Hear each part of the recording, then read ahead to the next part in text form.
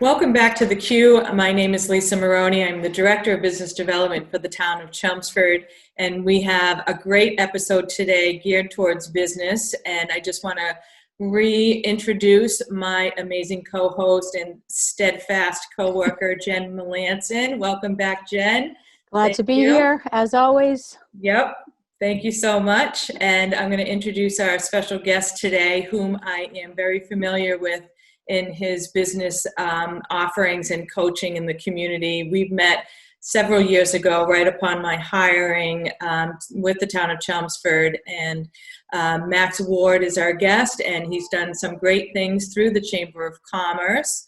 And he does business coaching throughout the area, but our focus is Chelmsford, right, Max? Of course, yes. Absolutely. And I have a couple of questions first, and then I'll hand it over to you. You can talk a little bit about yourself, and but mostly when I think of your coaching services, and I think about the businesses that are contacting me for endless amounts of reasons, and that's why I'm here, to facilitate and do problem solving, whether creatively or programmatically, connecting my network, things like that.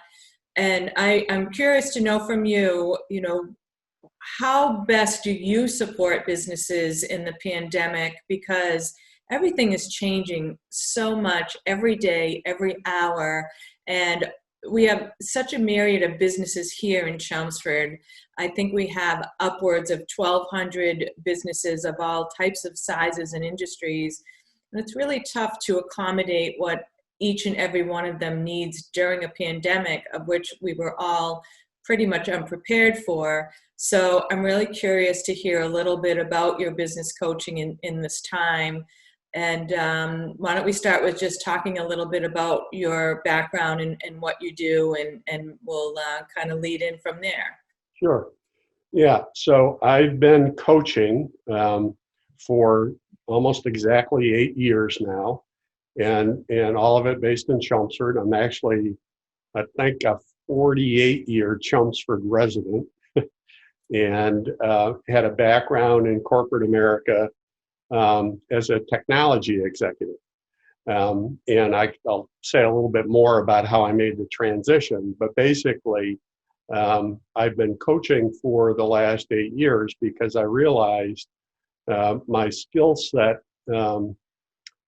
afforded me the ability to help small business people do planning and solve problems. So it's interesting to hear you reference the problem solving nature of where we are now, because typically I meet and talk to a business owner who has an issue, who has a problem, or in some cases has an opportunity that they haven't been able to figure out how to capitalize on. In that, the right business owner is open to talking to somebody like me about it. And typically I find them because they're willing to express that to somebody else. Could be you, could be one of my other clients, could be somebody in the chamber. And that person will say, oh, you know what, you should have a discussion with Max. And generally, that's how the process starts. Generally, I do at least one or two sessions with that business owner just to see, are we going to be able to work together and to accomplish something together? I want to know, the reason I got into this business is I want to be able to help people. And I know that I've got the skill set that I can help a number of different people with a number of different things. And that when I see them succeed, that's how I get my jollies. If my business owner doesn't succeed, then I failed. That's a failure for me, right? So that's generally what I do. So given your point about the pandemic that we've been involved in since March, that has placed restrictions, that has led to things happening that most business owners couldn't have predicted, right? We've never, in our lifetime, we've never seen a pandemic like this before. We've never seen our society have to react to that and impose the kind of restrictions that we've got. So generally, it's the kind of thing that most business owners have never prepared for. And the thing that I do well with a business owner is say, well, how can we get information? How can we look at alternatives? How can we work together to figure out the best course of action? So a good example is my existing clients that I entered the year with. We're kind of one step ahead because all of my existing clients, we had already developed our 2020 plan.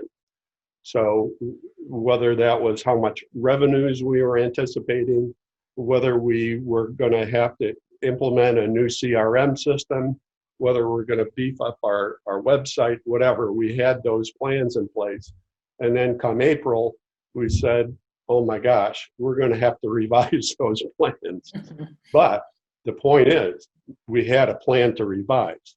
So we were able to sit down with that plan and say, okay, what do we know now? What do we don't know? And there were a lot of things that we don't know. And what are we going to have to look out for? How are we going to gain information that we will be able to use to alter our plan and go forward? So, that's kind of, what I do, and why, and you're right, a lot of people, a lot of business owners, in fact, maybe all business owners have been under stress this year.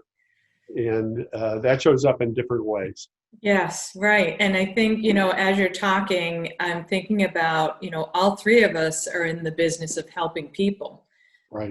It's what we do. And Jen sometimes essentially works as a life coach, and you're the business coach. And now here comes another example of why we're so overlapped in servicing and the work we do in the community.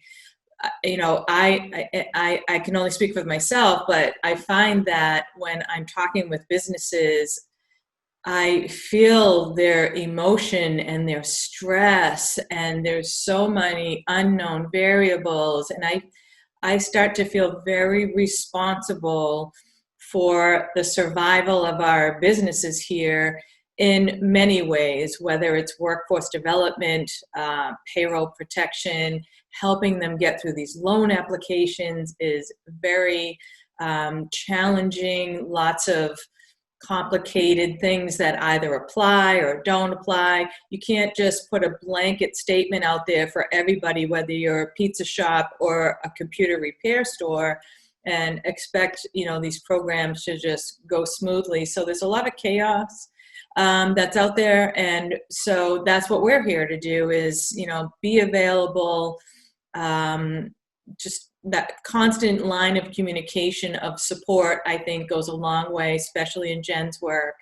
And I try to take every phone call immediately when it comes in, and I'm trying to return messages the same day they arrive. And I know the two of you are doing the same, but some days it's exhausting. And we don't know when this is going to be over. We get, starts and stops, and we're reopening, but no, wait, we're not. We're going to kind of, and winter's coming. So I think sometimes we underestimate how much we provide. We're doing what we love to do. That's why we're here. That's why we're trying to do this creative talk show. But I think sometimes we may underestimate the impact that we do have, whether we never hear from a business again, like you're saying, Max, 1 or 2 sessions, and then, maybe they've got what they need and they're going to be okay. But I'm trying to we're all trying to constantly move forward, but I'm also trying to realize that what we're doing is really important now more so than ever. And I'm trying to be adaptable and flexible and just all those things and maximize my network of contacts and resources. And Yeah. you're right, Yeah. exactly. So I think, I want to just kind of hand it over to Jen a little bit to see and hear from her thoughts and connections in terms of the life coaching, the business coaching, the network that we build up. I've been at this similar efforts for 20, 25 plus years. And I know that I reach back as far as I need to when a business needs help.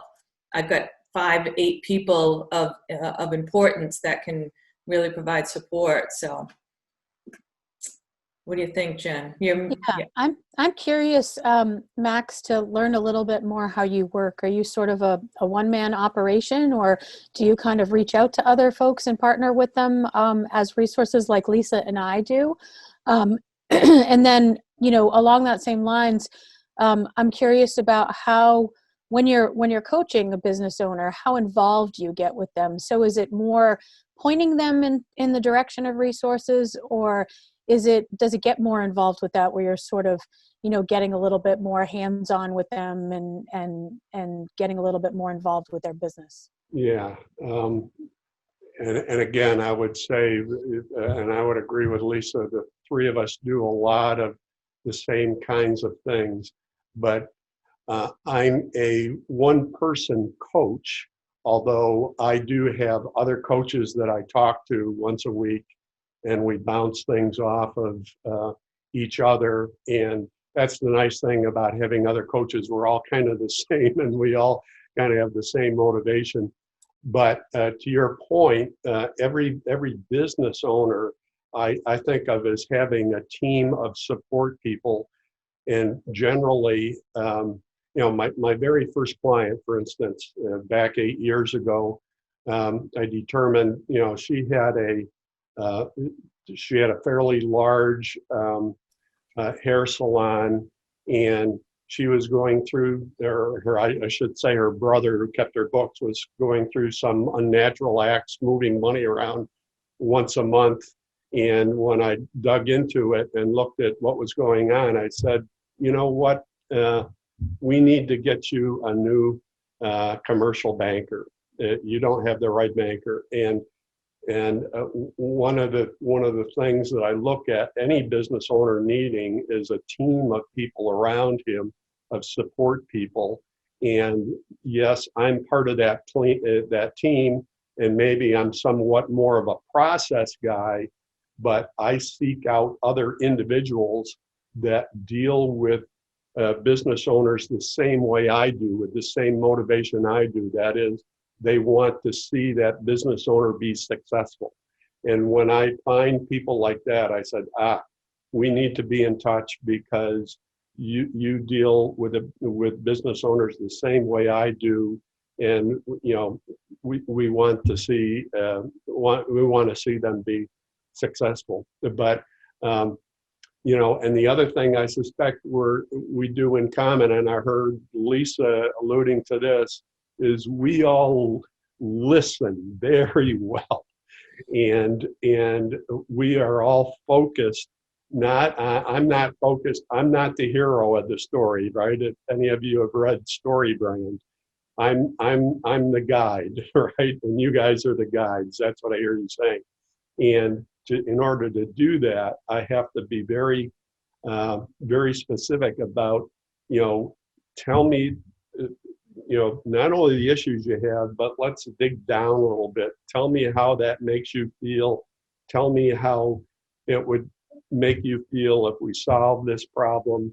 And yes, I often, the nature of what we do is we often get down to a lower level, especially, I've worked with some business owners for 5 years or more. So you can imagine, not only has that taken us through many different levels of business growth, but it also has deepened the relationship I have with the person, so that we can talk about some pretty, quote, deep things. And sometimes, I'll do a, quote, double click, and we'll sometimes ask permission and say, hey, I'd like to go on a deeper level on this. Is that okay with you? Because I really want to make sure I understand this.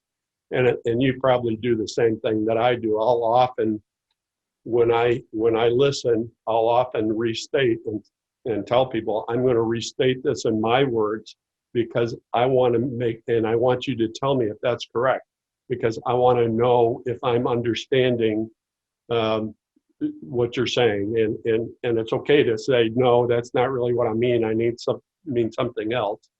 But that's critical. But again, I'm a process guy. So if I would say, what skills do I have that I bring to everything? Well, I'm a strategy guy, right? I go out and I get data and I say, what tactics do we need? What alternatives do we have?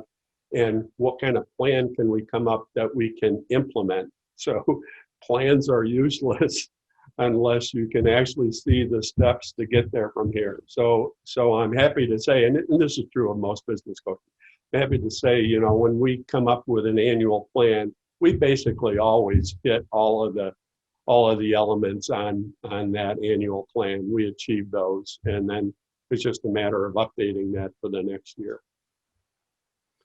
I have a quick question for you, Max, as I'm listening to you talk a little bit, and I'm thinking about the business network in Chelmsford.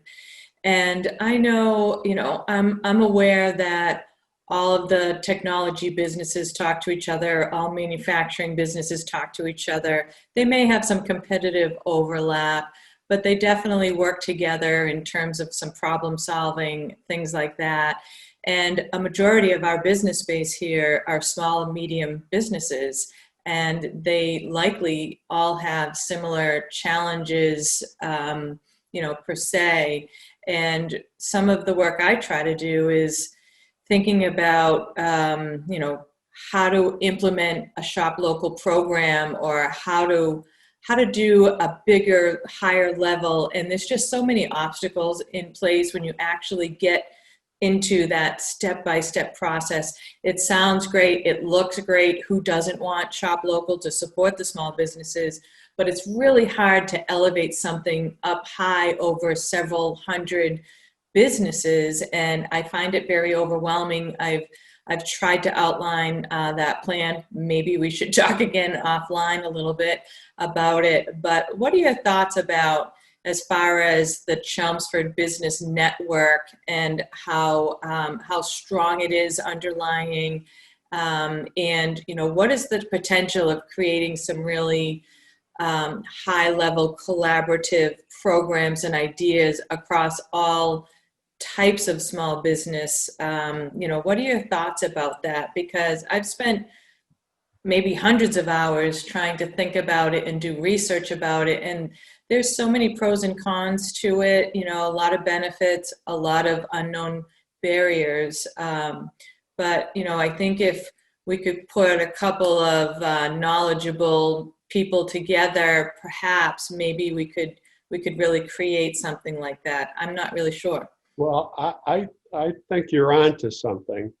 I think here's the interesting point. I think that the right mechanisms could be created to support different groups of businesses within Chelmsford, but in all likelihood, the different groups would have different motivations. So you alluded to it with the shop local thing, right? So in one case, the larger companies in town may want to support the local communities and are willing to, publicize programs within their employee base. And in fact, I think in my experience working for some very large companies is very often, if we find the right person in the company who really worries about that and really worries about creating, feeding that part of the company culture that says, this is who we are, this is what we want to do, then that can be tapped into. Similarly, to have a program that says, in this case, okay, we have three or four different constituents, types of groups.